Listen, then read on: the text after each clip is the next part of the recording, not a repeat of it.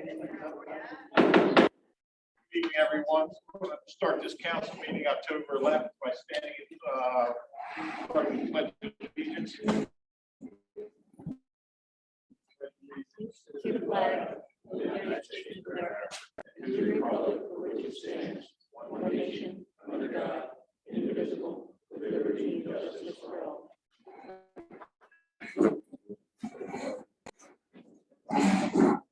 Okay, roll call, please. Council President Michael Platt. Present. Councilperson Joseph Day. Present. Councilperson Suzanne Souter. Present. Also present are City Solicitor Dan Lunasco, Building Official Jeff Bergstrom, Chief McCabe, and City Administrator Bill Barthel. Treasurer. And, Treasurer Janet Carlin. Thank you. The minutes to be approved for the September 14, 2022 regular meeting, the September 29, 2020 council meeting, special meeting. Motion to approve the minutes. Second. All in favor? Aye. Minutes are approved. There was one correction I wanted to make on page 3. What's that, Mr. Day? Yep. What's that? On our first meeting. September 14th? 14. Okay. It's about 3/4 of the way down. It talks about the incident on the Markel Trail. It was actually between Delaware Street and Bolden Boulevard, not Delaware Street and Bull Hill Park.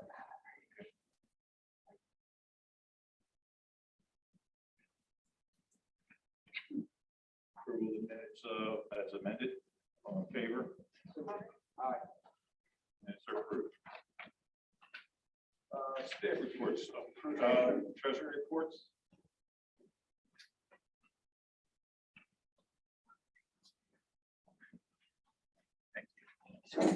Good evening. This is the unaudited treasurer's report as of September 30th, 2022. The unrestricted funds, $7,585,310.02. Total restricted funds, $4,483,401.28. Total cash in the accounts is $12,068,711.30. Any questions for the treasurer?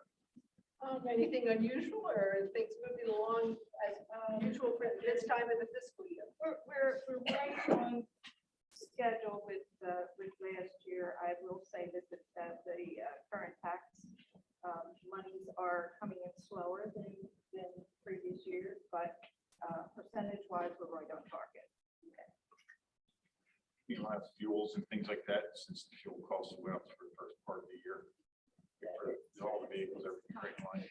Okay, thank you.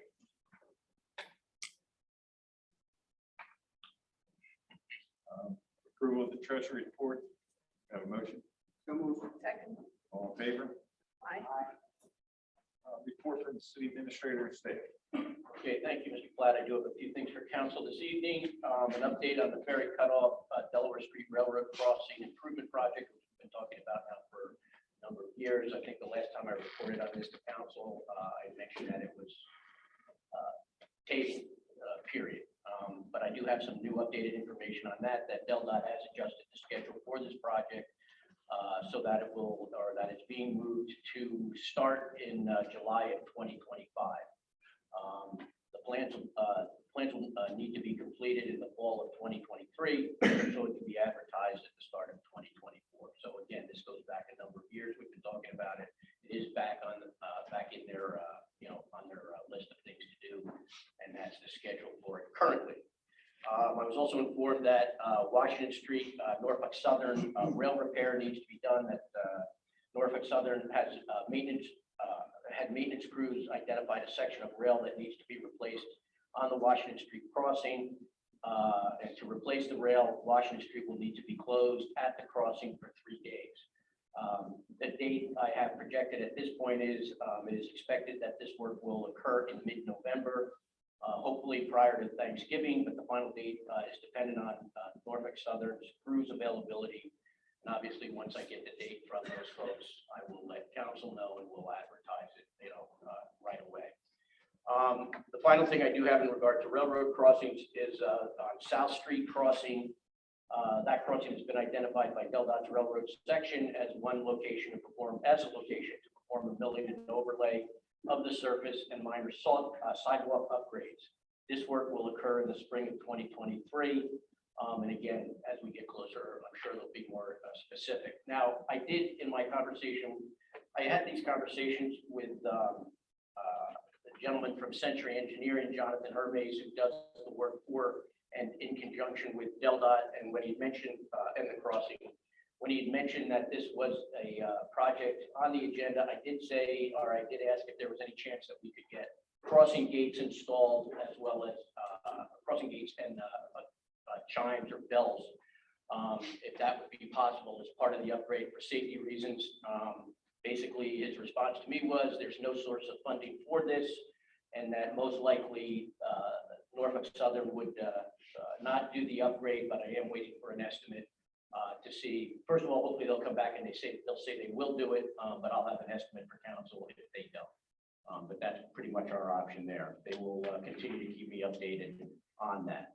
One of the things I also talked about with Mr. Hermes, and we've had some folks recently ask about quiet zones in regard to the railroad. And basically my understanding on this, and Jeff, correct me if I'm wrong here, but if all of the crossings within the city have the security gate, and as I said, the bells installed, then we can request a quiet zone.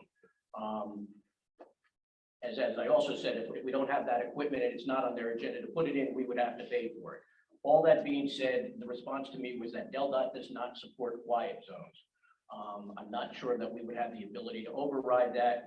He's going to get back to me on it, but again, it's just kind of a heads up.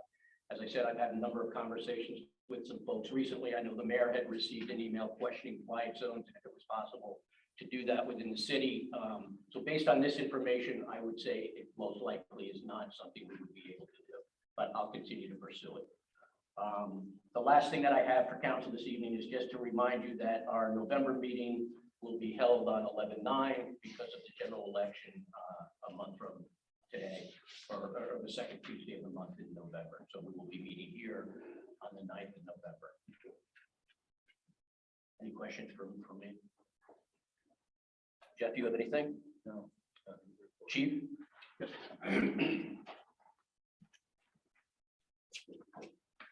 Good evening.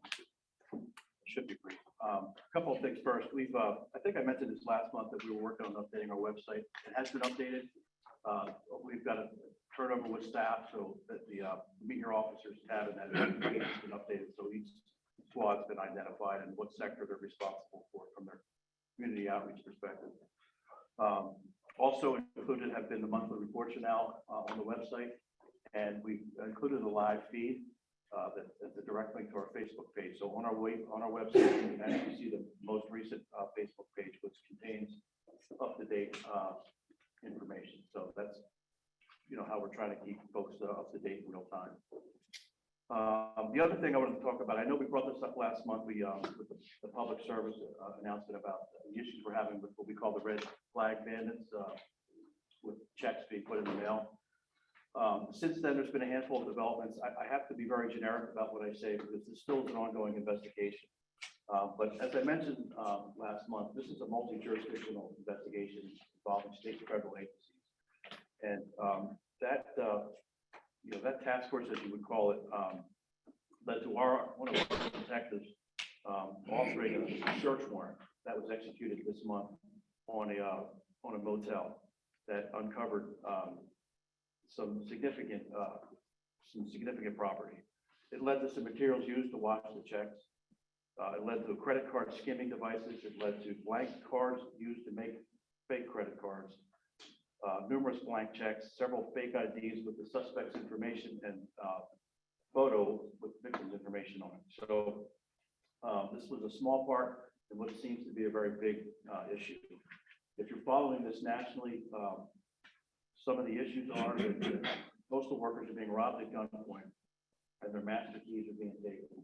Our mailbox was an issue, Fifth and Delaware. So we are, I don't know what else to say without giving this away, but we are active, and these are not your typical nerdy fraud guys. These are folks with dangerous, violent criminal history. So we're working on it. We have a task force working on it. We're making some progress with what we think we had some local connections as far as the victims are concerned. But something I thought you should know. I know we had said we thought they're pulling them out of the mailboxes, go to the post office, but and we're not, we don't want to tell you not to use the post office. That's not what this is about. We just want to keep you in the loop as to what's happening and help you make some good decisions. So. Thank you, Chief. Any questions for the Chief? Thank you, Chief. Thank you.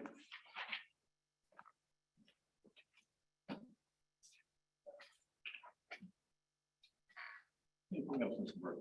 That's it, Mr. Platt, thank you. Council Communications? Okay. The mayor did text me a little earlier and said he was going to be late, so we'll reserve the time for him when he gets here. He can read his proclamation. Excuse me. Take it as good from him. I just have a little bit. I just want everybody to know I'm pretty upfront and forward if you know me. So I just want everyone to know that last week on Tuesday, I filed a complaint with the Attorney General's office. I feel that there's certain council people that are colluding, that are using private emails, and they're not being upfront and honest with the rest of the citizens, in my opinion. The business should be conducted here and only here. And I will keep everybody abreast of what's going on as I receive more information from the Attorney General. Okay. We're going to go with public comments concerning anything as far as that goes, and it will be 3 minutes, please.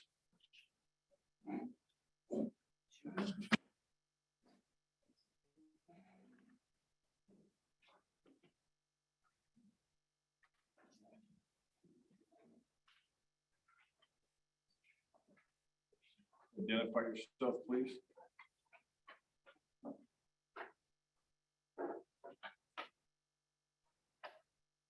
Bill Every from Bolton.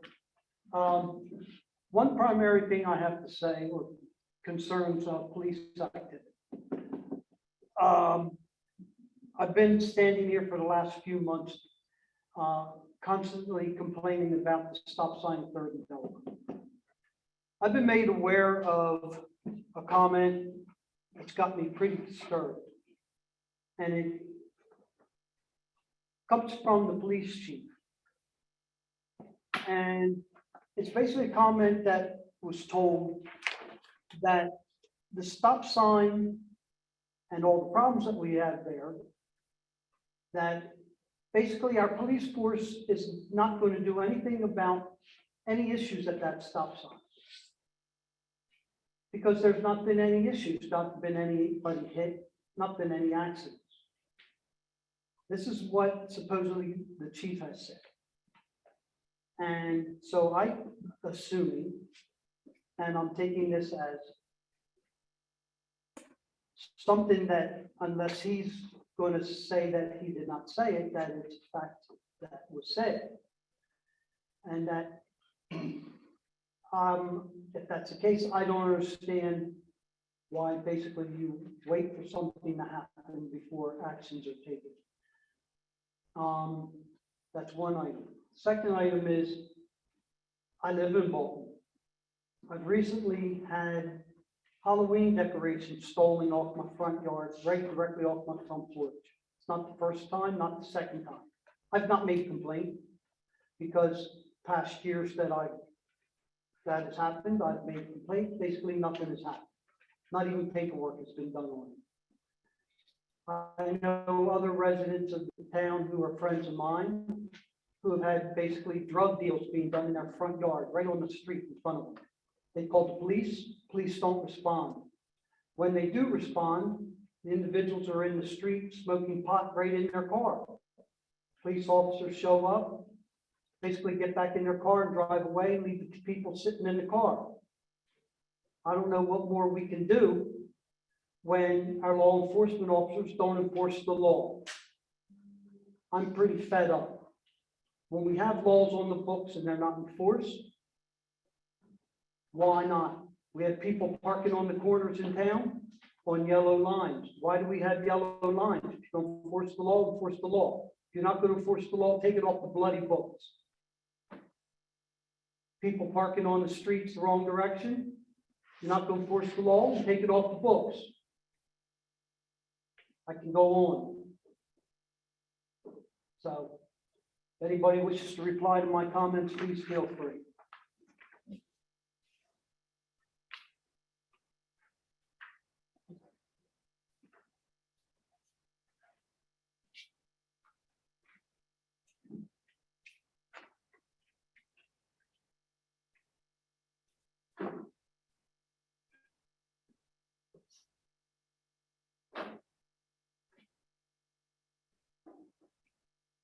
Bill Gross, 1301 13th Street.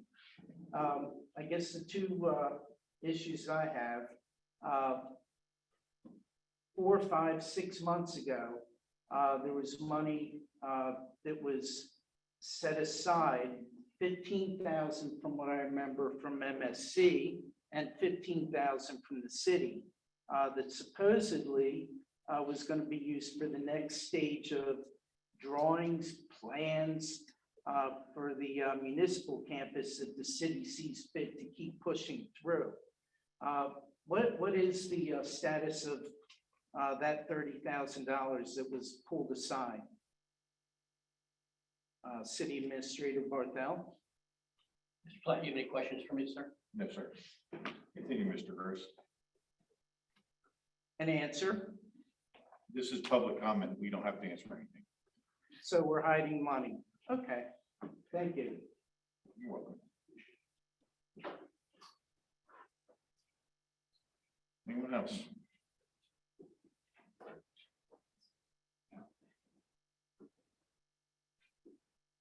Hello. Beautiful day in the city. Name's David Connell.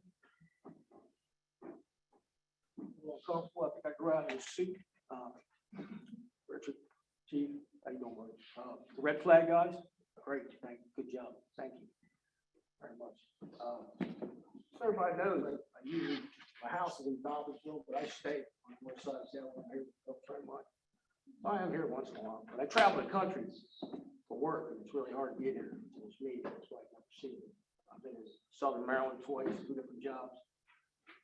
Western Pennsylvania, Southern Ohio, Northern Wisconsin, I'm all over the country. That's where I make my money. I make a lot of it when I travel. I can't be here.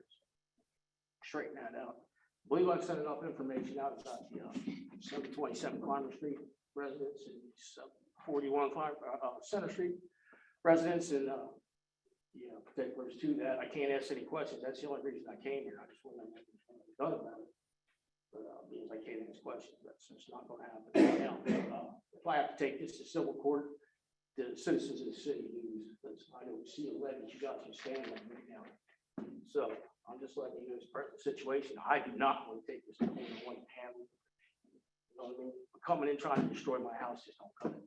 The way I'm saying, and then putting other people at risk and cutting it. All right, thanks, sir.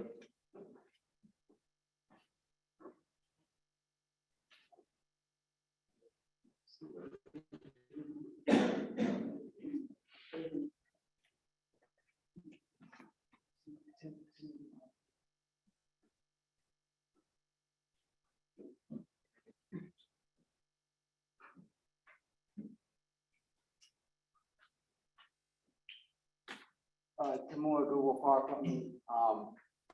October's here again, fire prevention, open houses. I just want to invite everybody out, October 29th, Saturday, this month, from 12 to 3. The fire company will be doing it. So now, we welcome everybody, the families, have a couple new things this year. We have a new ladder truck, so that should be interesting on how we incorporate that into the open house this year. But I just wanted to invite everybody to come out. Thank you, Captain Moore. Once again, congratulations on your promotion.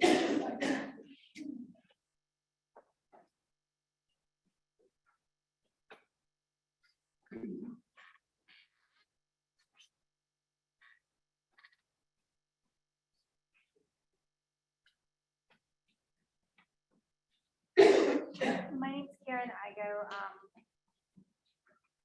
I was just wanting to make sure that everyone has been made aware about the drinking water contamination that we got letters about. I got a letter about it, the 5,000 acres of groundwater that's been contaminated. That's where our drinking water comes from.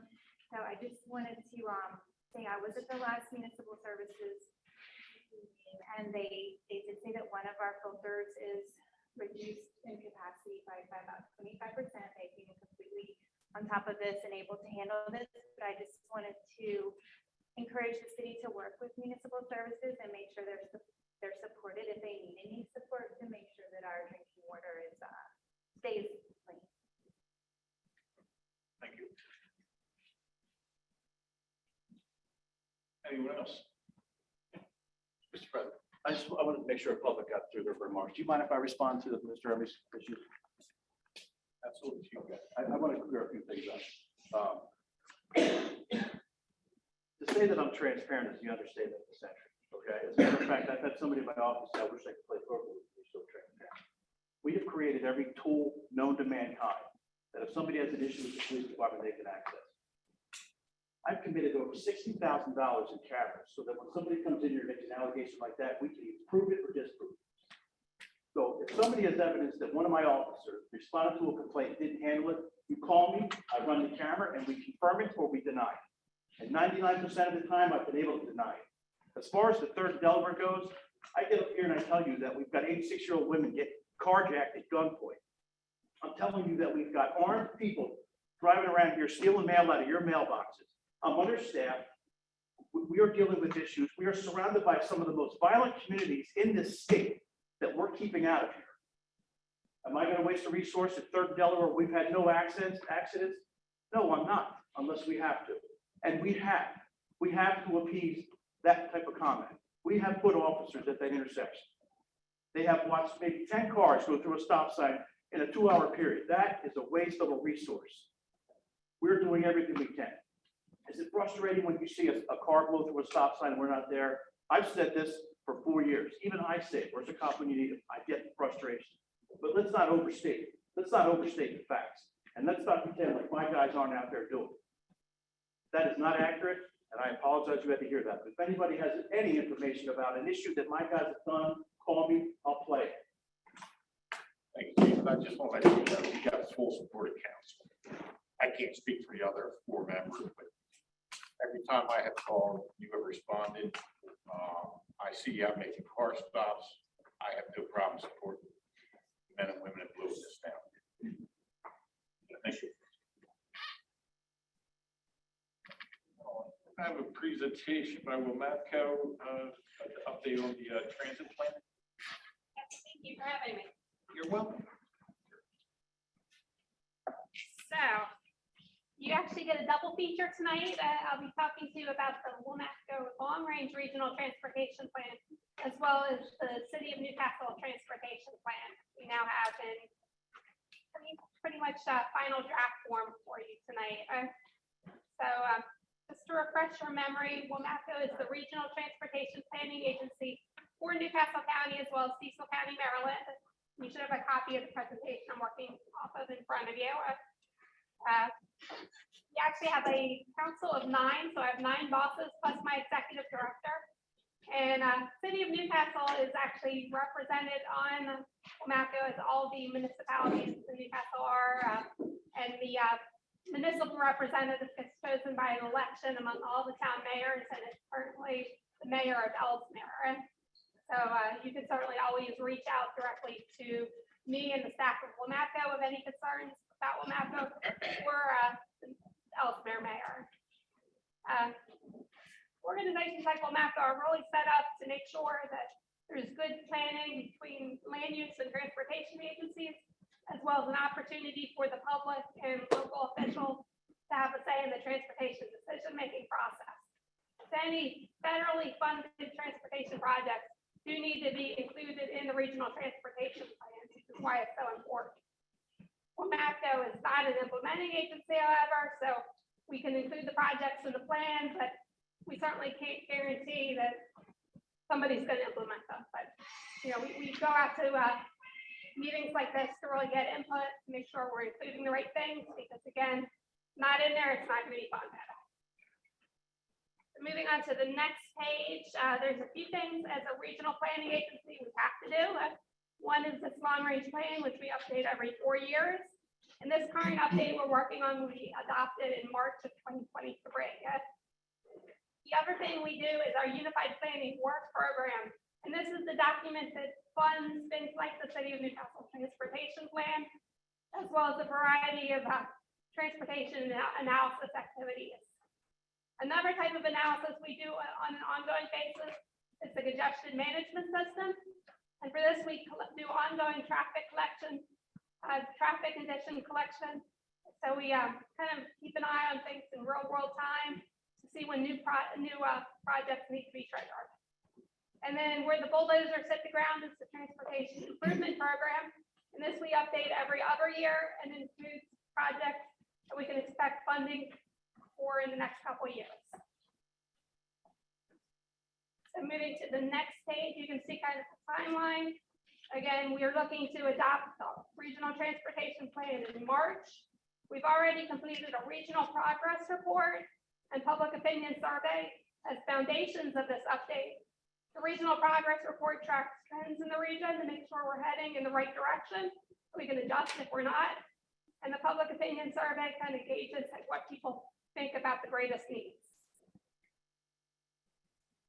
So moving to the next page, some of the things we found from the regional progress report is overall, we are moving in the right direction. However, we've got a few challenges we're dealing with.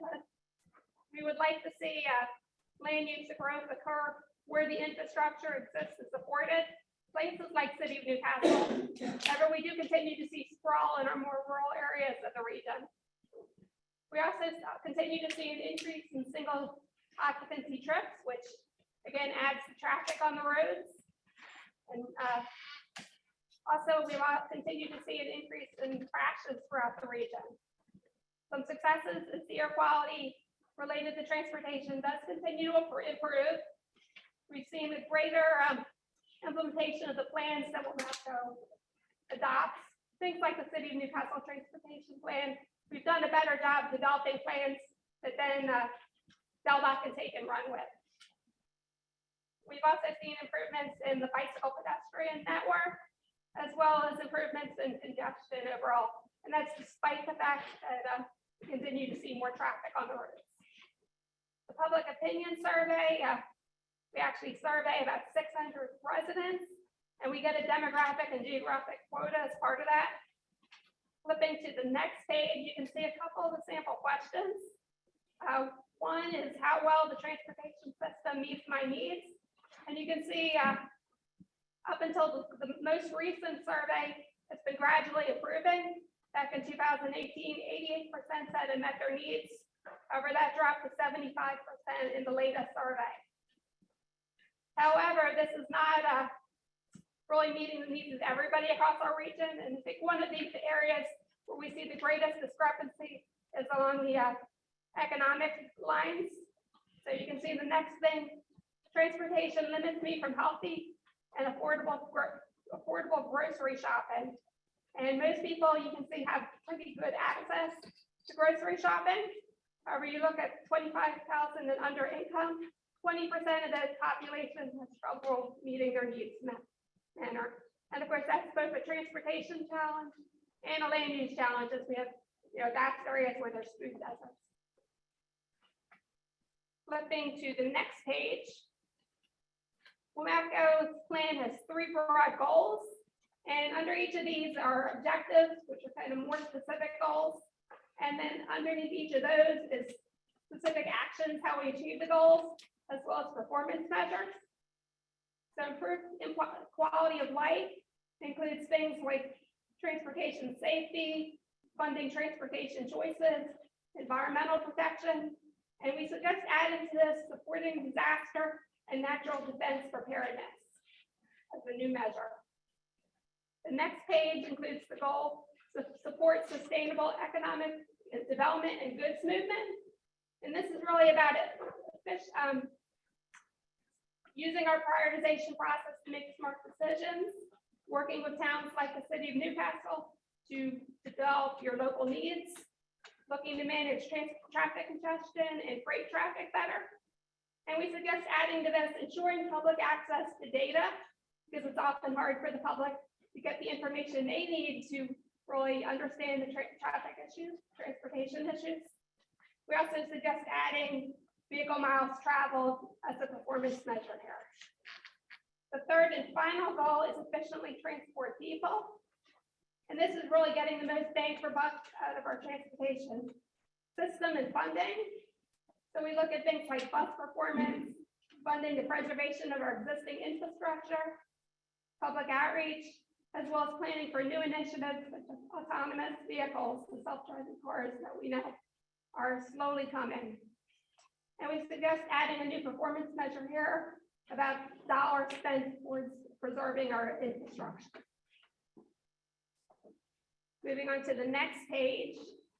One of the things the public opinion survey asks about is people's feelings about development across the region. And we know there's a strong support for preserving our existing open space and farmland while revitalizing our existing communities and downtowns.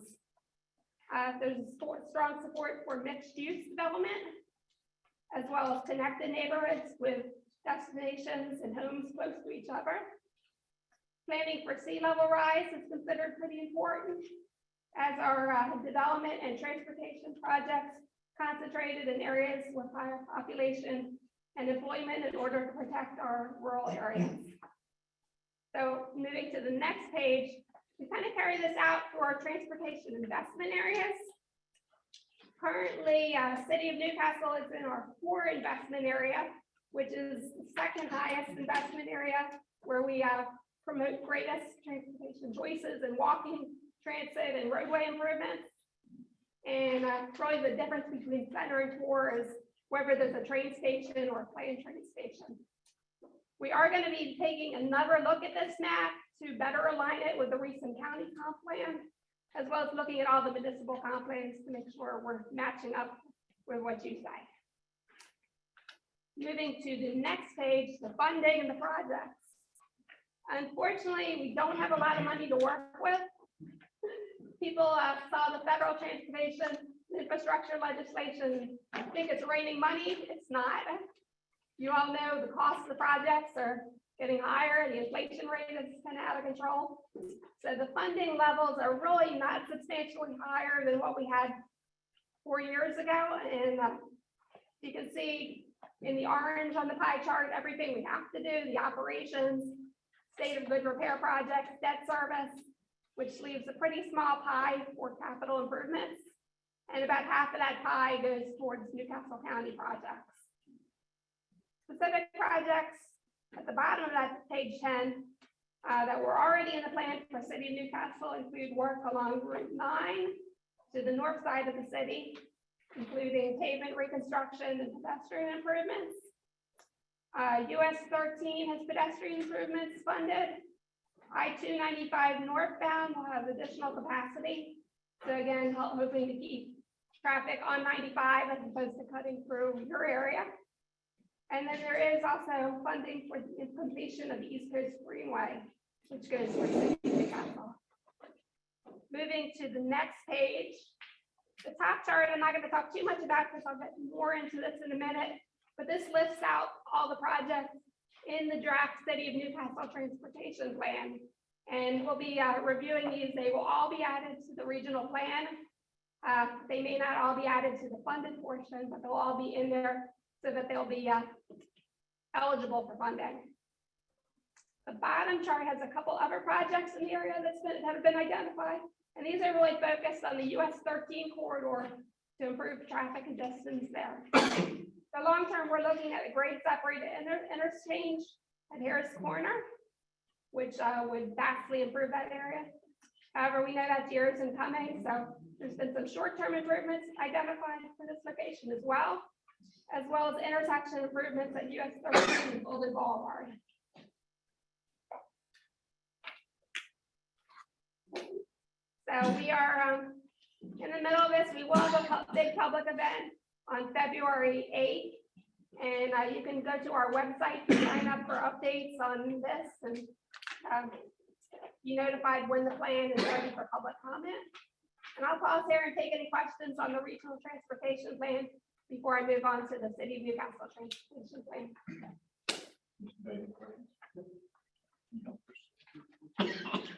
Great, so moving on to what's most relevant to you.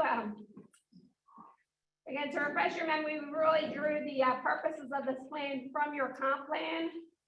So it's looking at the overall multimodal transportation network, improving health and livability of the community, helping to reduce truck traffic that cuts through as well as upper country traffic, looking at safety issues, flooding, sea level rise, gateways, and parking. Moving to the next page, we are in the home stretch. We've got the draft report, and I apologize, the report took a long time to get to you. It's been gone through a few iterations before I could share it. But this was developed through a lot of public outreach. The most recent was the city council workshop that was almost a year ago, last November. So moving to the next page, you can see at the workshop, we had a survey for people to fill out. We asked them how much they supported or opposed the different recommendations we had under consideration. And you can see a number of things like the Harris Corner improvements, the 141 and 273 improvements, speed reductions, Ferry cutoff improvements, the gateway concepts, flood mitigation, gateway improvements, non-motorized network were all very strongly supported. The Chestnut Street parking was pretty dated, as you probably know, and also the signing of Washington Street and 7th wasn't terribly popular.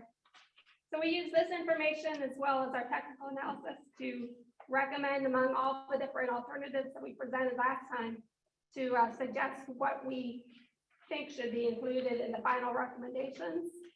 And moving through these, the first was reduced speed limits throughout the city. We did modify this based on what we talked about at your last meeting, where we discussed this to include traffic calming as well, because we know reducing the speed limit alone, just like the stop sign at 3rd and Delaware doesn't really do it all the time.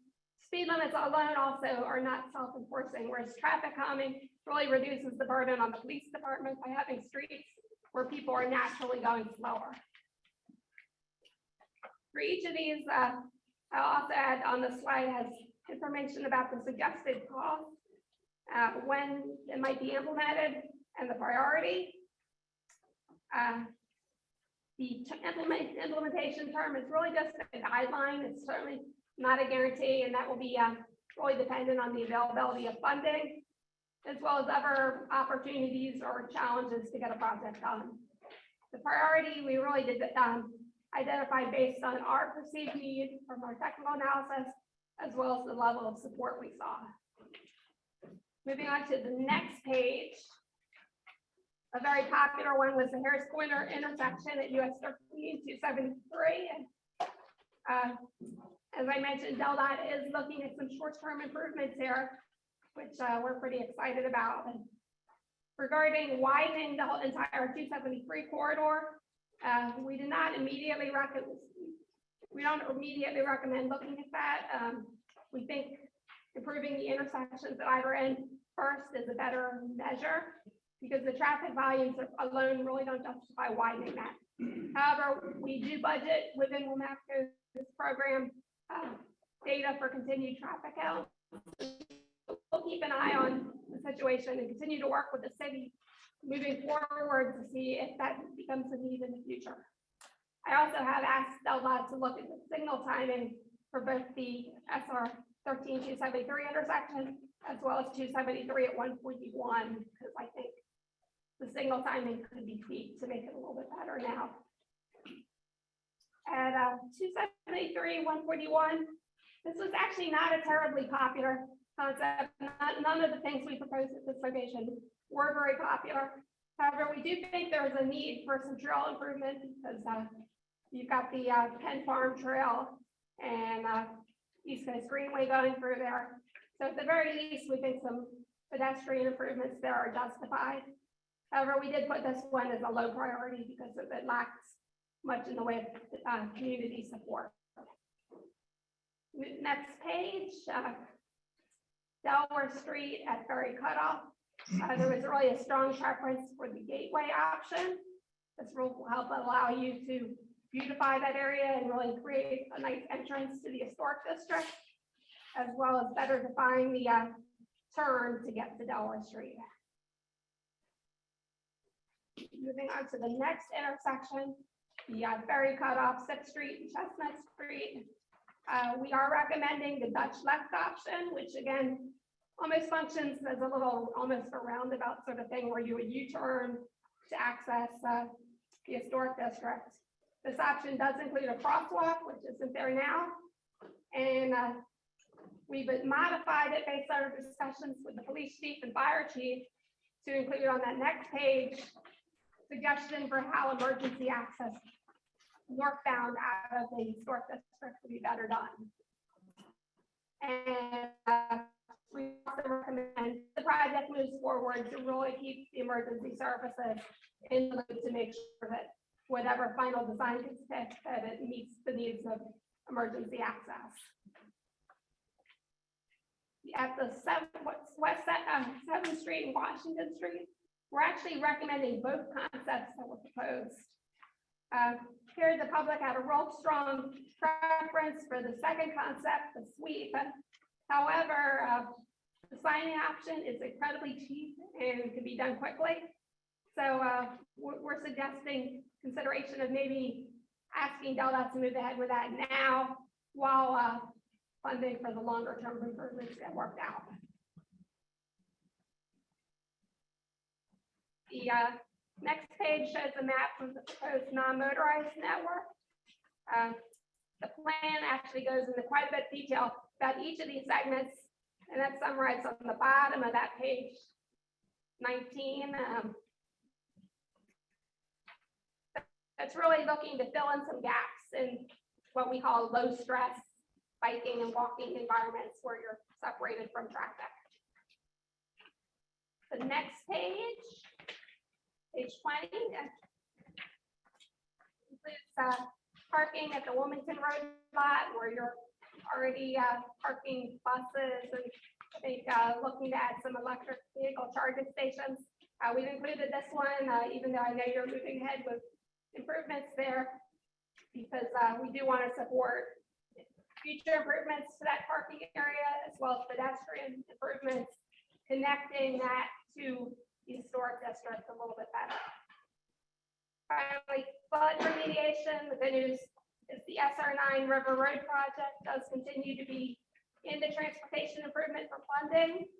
I wish it could be done sooner. It's a really expensive project, but I think including it in this plan continues to remind DelDOT that this is important to the community.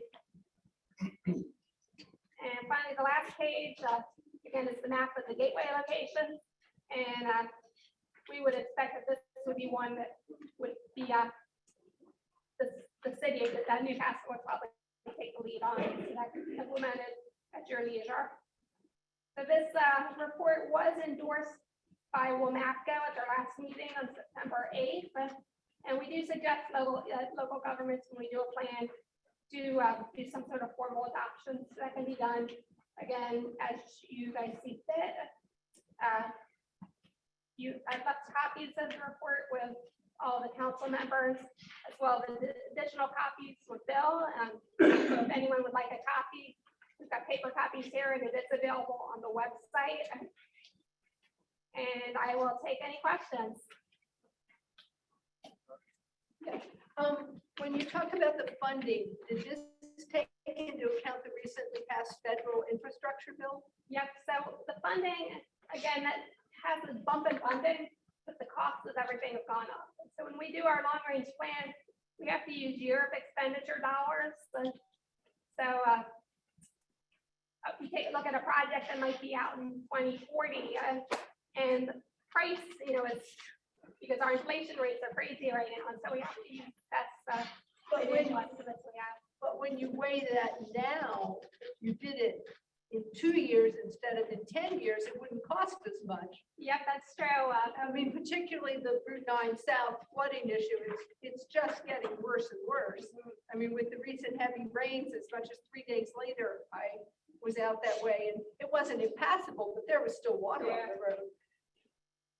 Yep, I totally agree. I wish that the Route 9's been on the books. I mean, as you know, It just it's seems like been on the books a long time and they'll not keep pushing it I back. was gonna say, it keeps, I mean, last I heard it was 2028 to 2030. Now we're talking 30 to 40. Yep.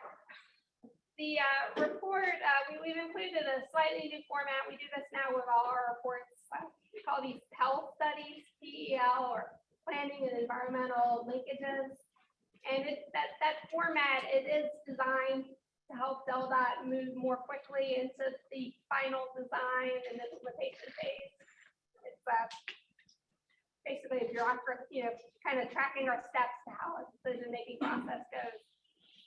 So that will help some of these projects move forward a little quicker than they might otherwise. But I would always advise, just stay on top of DelDOT, get them in here maybe once or twice a year, at your meeting and have them give you an update, have a dialogue with them on an ongoing basis to let them know what's important because they need to hear from you and be reminded of your concerns. It's certainly not unusual for even civic associations to get a lot more out of DelDOT than they would otherwise just by having a coordinated effort to bring their concerns to their attention. I have a quick question, just follow up this, Councilperson Souter. It's my understanding, we have Senator Ford probably back in May of this year, around that time. And I thought that project Route 9, put the overlay on was kind of the top priority. It's supposed to be done a lot sooner than you're talking now. Yeah, I know the northern part of the Route 9 project, they actually just got a federal grant for. That will expedite it quite a bit. The portion to the south that goes all the way down to 3rd Street, I don't think that was included in the grant. However, I know that DelDOT does want to get that done basically as soon as they finish that northern section of Route 9. The northern section, The part from like Golden Boulevard north, I think it is. On the other side. The city side, the city Wilmington side. Mr. Platt, if I may, I thought, to your point, Heather, I thought that DelDOT was, there are two things going on here. One is the new material that they want to try, and I think that is what you're referring to for the federally funded portion of that? And then there's one which I thought was to happen in, again, from those conversations, more likely like 2025 in that time frame. Or sooner, because we had requested that years and years ago, and it went out to That might be what I'm 2030. showing, right? Because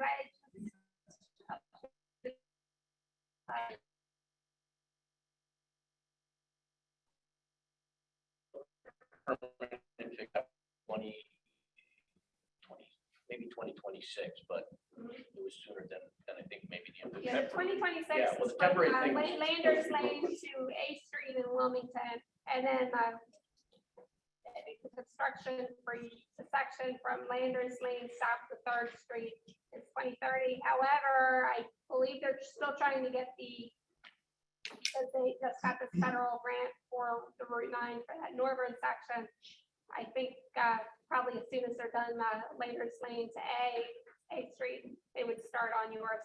And I apologize, that's kind of falls in the paving and rehab program. And I don't get as much, you could probably get more details about that than I get. It's not a standalone project. It's a moving target for sure. Yeah, but again, just keep on top of them. Right. Keep up getting updates. There's just one question. So, the transportation plan currently has on it for today's date. Can you tell us the next steps or what it takes to get from draft to final? I'm basically waiting to hear from you guys if you want to endorse it or if you have changes before you wish to endorse it. You guys have enough with copies. If you're happy with the way it is, we'll take the draft off. But I just want to make sure we're the I final didn't want step. to put even though Lunasco Council endorsed it, this is ultimately your plan, and so we don't want to say final until you guys tell us it's okay. Understood. And I just wanted to make sure that we were the final. You guys are the final decision makers on this. Thank you. And then the funding has to come. Yeah, and like I said, as much as I'd like to see it all funded, that's not my decision, but we will in one way or another put all the recommendations in that long range plan, so that enables the ones that we do have funding for to move forward, and it also helps with getting grants, whether it's you directly applying or working with Delaware to apply. Anyone else? Okay, It's thank just you. quickly going back to the new federal legislation, a lot of that money comes in grants, and that's why we're not able to kind of count our chickens before they hatch. Thank you so much. Ms. Dunnigan, No questions from the she floor? asked questions. No, it's to council. Oh, so we don't have a say. Correct. Not now. Thank you. Not now. Department of Justice.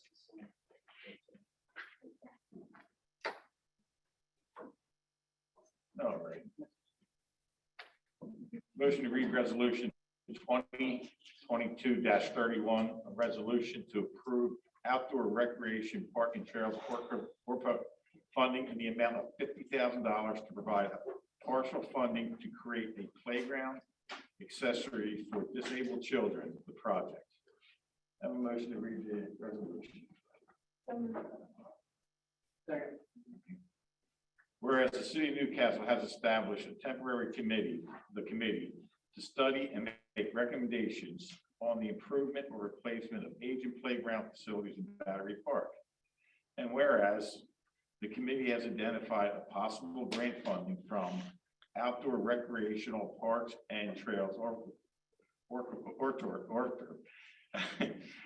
in the amount of $50,000 to partially fund the playground improvements. And whereas the city has made preliminary applications for the outdoor recreational parks and trail grant in the amount of $50,000 to provide partial fundings to create access for disabled children to improve Battery Park, the playground project. And whereas the city administrator will serve as a project manager or serve as manager of the project. And whereas the city has secured approved funding in the amount of $100,000 from the 2023 state bond bill to finance playground equipment for the project and or additional funds for the handicap walkway. And whereas the trustees of the Newcastle Common trustees who control the operation of Battery Park have consented to the project and committed to providing ongoing maintenance in the form of mulching for the project facilities. And whereas to secure or grant approval, the city must agree to maintain the new and improved playground facilities. Now, therefore, let it be resolved that the City Council of the City of Newcastle hereby resolves the following. One, the City Council hereby approves the application for Orchid grant and authorizes the city administrator to complete the application process. Two, the city administrator will serve as project managers for the purpose of the Orchid grant and application. Therefore, three, the city has secured approved funding in the amount of $100,000 from the 2023 bond bill to finance the project. And the city council hereby confirms that the Orchid grant is awarded to the city and the project constructed. The city will maintain the project with the assistance of the trustees who provide ongoing mulching service for the improved playground. Any questions? Mr. Barthel? Yeah, Mr. Platt, if I may, again, I'd like to just reiterate, as I believe I mentioned at the last council meeting concerning the process for the playground. And so as the resolution reads, you've already got $100,000 secured from the bond bill. This $50,000, it's secured. We submitted it as to provide a handicap accessible walkway to the playground. But again, I want to emphasize that council at some point needs to make a decision. Okay, so we've got that 150. what you want to do with that. Do you want to do more with that? And the folks who are on this, on the playground committee have done a lot of hard work to make recommendations. I'm just saying that at some point it has to come back to council beyond this 150 where you can decide, okay, the other things you want to do. So I just want to remind you all of that would probably be the next, well, the next process would be, or the next step in the process would be if we get the 50,000 to say, okay, this is what we're doing. We've got the ramp we're going to build, and out of that other 100,000 that we currently have secured, we either want to do X with it, or we want to go in and pursue more funds to do more, to purchase more equipment, just so you're aware of that. So the list of equipment that the committee has decided for phase one, which could be covered by the $100,000 grant. If we, Potentially. well, Correct. right, I mean, they had a price list that it may have gone a little bit over, Okay. but not Yeah, much. Yeah, But it was largely, almost entirely going to be covered by that. yeah. So we would have to specifically approve that list of, That is we correct. want this, and this, and which company we're going to buy it from Well- after the bid process is completed and all Once that. the process, correct. You need to decide what, like, you're correct. And then with the 50,000 for the ramps, we'd have to go out for bids for the construction of the ramp and approve the selection of contractor X or Y and go from there. Is that what we have to do next? But my suggestion would be to do it all basically at one time. So that if we get the approval for this, we can sit down in, in November, December timeframe and get ready to go to bid. Mr. Lunasco and I and a couple representatives from the committee have a conference call, I think next week. On the 21st. The 21st, okay, regarding the bidding process and just exactly what we need to do there. But in essence, yes, that is the process. And that's why I'm saying, let's wait to see what we get here and then have that discussion at one time. So. And without this grant, it does kind of put a little damper on the playground equipment because this grant's going to help cover the cost of the handicap accessibility to the playground, correct? Yes. Okay. Wait, say that question again. I'm sorry. Answer that question. If we don't get this grant, Oh, yes. If you don't get the grant, then of course you now instead of we have to come up with, we have to fund the handicap ramp to the playground. We can't You could do that start with that the project 100. You could without also grant. do that with the 100. fund the cap, right? It's filed back. Which would reduce the amount of equipment we have to purchase for phase Yes, one. that is correct. Right. Okay. Any other questions? Motion to approve resolution 2022-31. So moved. Second. All in favor? Aye. Aye. Motion passes. Motion to read resolution 2022-31, a resolution to consent to propose borrowing by MSC to finance certain infrastructure improvements. Second. Mr. Rupert, I'm going to read the resolution first, and then you want to comment on it after, or your preference? I can actually, if I give you a little, speech little. Floor shows, beforehand, sir. it may give you a little insight into this. Floor shows. So back early spring, our water department created a list of projects that they wanted to go out to get funding for. This was one of the projects. This one is fully funded with it's a loan, but it has 100% debt forgiveness. It's 1,715 feet of water main on Janvier and Hewlett Avenue. It also covers a portion of Megacin Avenue, which is only a 2-inch water main for us, which is not really a water main, but it upgrades it to a 6-inch. So it provides, it's cast iron main, so it'll move it up to today's standard in ductile iron. It'll improve water quality. It'll also, we add a few more fire hydrants in that area and replace some old ones. So it's a good project. And it's we currently flush that area monthly due to water quality issues. So it gets rid of that lost wasted water. So. You said it's fully reimbursable, So it's a loan, right? right? And it's through the SRF program, which this one came back with 100% debt forgiveness. The rest of the projects that we applied for did not. So it's a loan with 100%, so no repayment. So we know that going into. Correct. Oh, okay. Yep. Nothing we have to do for that. I mean, there's no magic. No, so it's not a grant.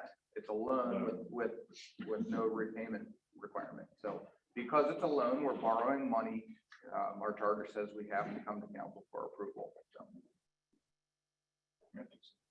Any questions? My only other question is in the resolution, it says council has determined that all MSC charter conditions for borrowing have been satisfied. So those conditions are that you have to get our approval. Correct. And that's it. Unless there's, So unless we there's other approve If we approve it, we've satisfied those conditions. Okay. Fair enough. Thank you, Mr. Winter. Whereas Municipal Service Commission, MSC, has approved a resolution authorizing the borrowing of $1,490,000 for the purpose of financing the replacement of water mains on Ewell Avenue, Javier, in the city of Newcastle. And whereas MSC has confirmed that the purpose of the loan will be funded by Delaware Drinking Water State Revolving Fund, Division of Public Health, as a lender with 100% debt forgiveness. And whereas Section 3G of the MSC charters requires City Council approval for any borrowing by MSC for the expansion of existing water and electric systems of the commission, the upgrades and maintenance of such systems or other capital expenditure for real or personal property deemed by the commission as reasonable, necessary to operations of the commission. And whereas council has determined that MSC charters conditions, whereas council has determined that all MSC charter conditions for such borrowers has been satisfied. Therefore, let it be resolved that the city council of the city of Newcastle hereby confirm the consent to borrow, MSC to borrow $1,490,000 from the Delaware Drinking Water State Revolving Fund, the Division of Public Health, for the purpose of financing the replacement water mains on Ewell Avenue and Javier Avenue in the city of Newcastle, with the understanding that 100% of the loan will be forgiven by the lender. All in favor of motion of resolution 2022-31? Aye. Ayes have it.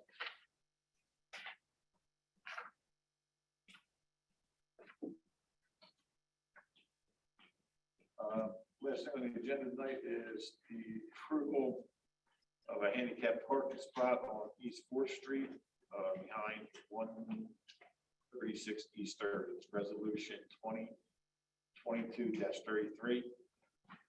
Motion to read it. Second.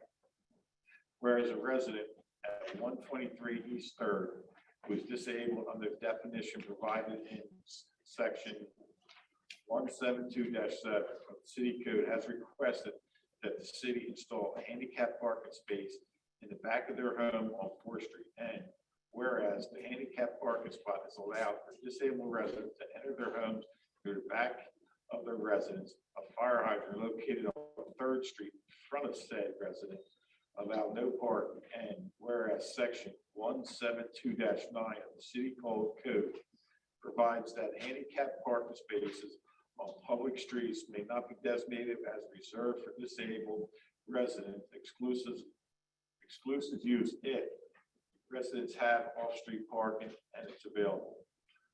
Whereas city council supports the public policy making reasonable and appropriate accommodations for disabled persons and acknowledges parking on the public right of way must be evaluated in case-by-case consideration.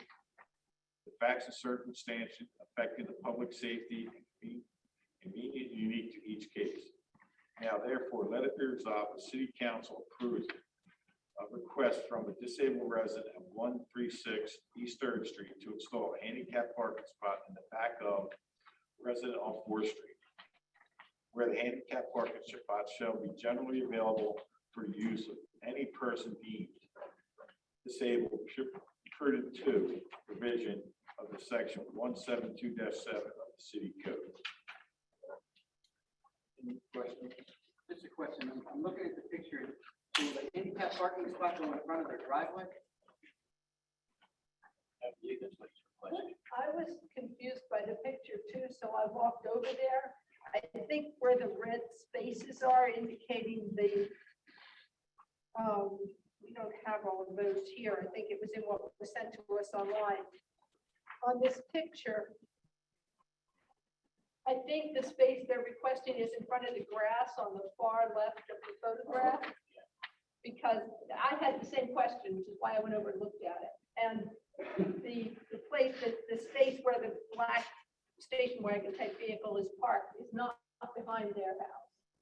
Understood. Thank you. Okay, thank you. Thanks, Chief. Okay, great. Any other questions? All in favor? Aye. Aye. Ayes have it. Mr. Mayor, let's close out the meeting with your comments and your resolution. You may do so.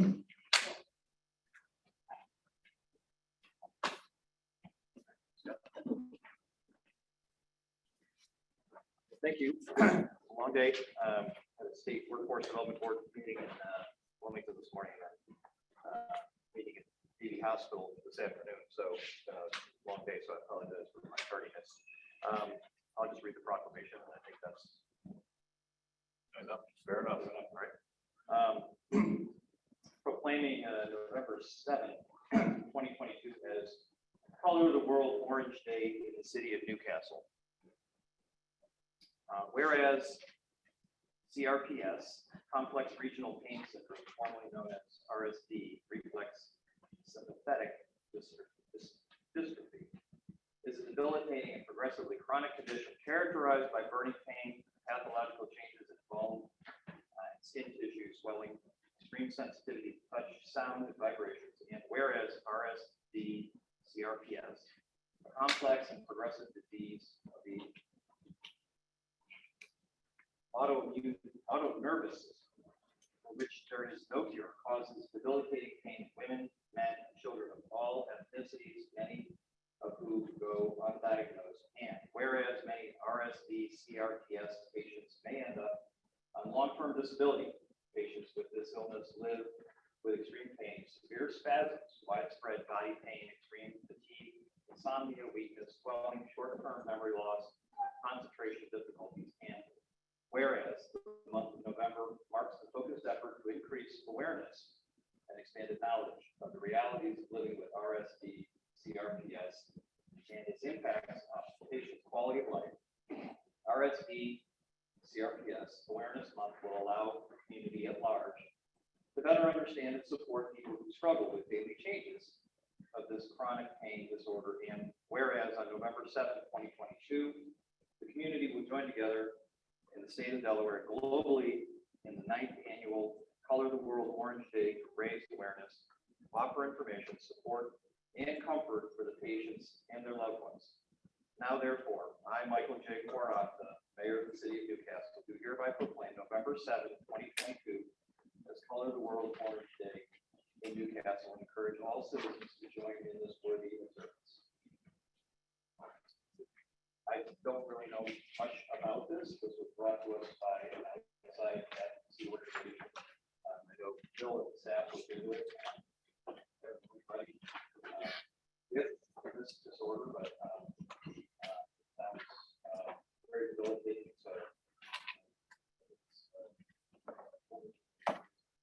So that people that have this chronic disorder are lifted up. Thank you, Mr. Mayor.